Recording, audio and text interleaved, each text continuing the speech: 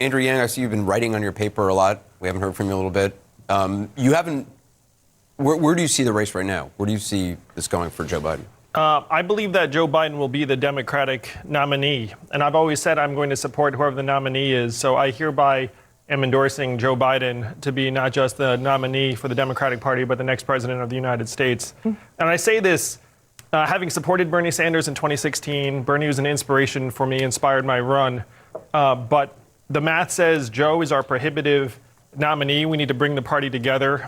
We need to start working on defeating Donald Trump in the fall. I've had many personal conversations with Joe about the impact of the fourth industrial revolution on the middle class. I believe that he's the right man for the job to help us not just defeat Donald Trump, but govern the country in the years ahead.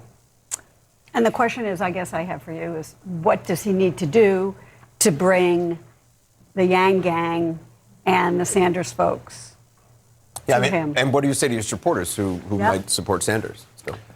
What I'd say is that we need to start doing the work of improving Americans' lives on the ground, because too many Americans have seen their way of life disintegrate over the last number of years. And Bernie has been calling out those problems and tapping into the frustration in the right way. And so if Joe says this is going to be a return to business as usual, he's in danger of losing many of the young people that came out for Bernie that supported my campaign. He has to show that, look, we know that this economy is not working for many, many Americans, millions of Americans who feel left behind. And you can't just say we're going to swing the pendulum back to the Obama-Biden years. We have to actually start doing the work that activated people to vote for Donald Trump, that activated people to get out for Bernie Sanders. I believe Joe is open to that message. His heart's in the right place. He's a really, really patriotic, public servant, decent man. He wants to do right by the American people. To me, a lot of it's about getting real solutions in place that more and more Americans feel like will actually improve their day-to-day lives. Have you had conversations with the Biden campaign about endorsement?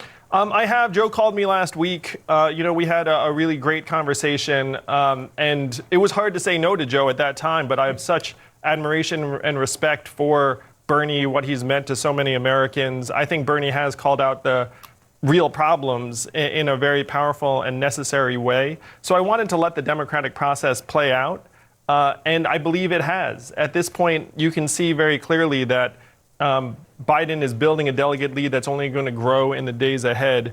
And so we need to come together as a party starting tonight. What would you say to Sanders supporters who, obviously are going to be unhappy if Sanders drops out of the race? For you, as it is, as Senator Sanders has said himself, defeating Donald Trump trumps all of that. I would say I get it. And that I believe that Joe gets it too, even though you might not feel that in the same way. I get the frustration. I get the desire for a revolution. I get the fact that it seems like our institutions are failing us right and left. I get all of that. It's why I ran. But we have to defeat Donald Trump in order to make progress on the climate, on any of these problems in a bigger way. And you have to believe that Bernie and Elizabeth and I and other people will have a voice in the Biden administration to start solving these problems. Put the money in our hands. Put the money in our hands. Put the money in our hands. Put the money in our hands. Can we afford it? Yes. Will it cause inflation? No. Is it awesome? Yes. Is anyone trying to make it happen? Yeah, that guy.